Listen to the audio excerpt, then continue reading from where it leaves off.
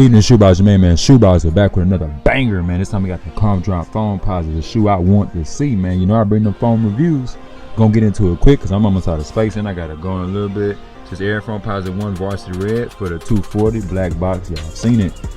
All right, now we got that Nike Calm Drop, red bottom on the bottom with the Calm Drop, right, with the half-cent logo, carbon fiber.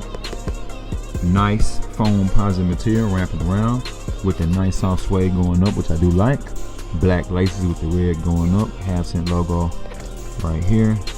All right, red pull tab, half-cent logo on the inside. Actually, no, it's a Nike Air. It's just blacked out. It's red. You can't see it. Half-cent logo on the back, man.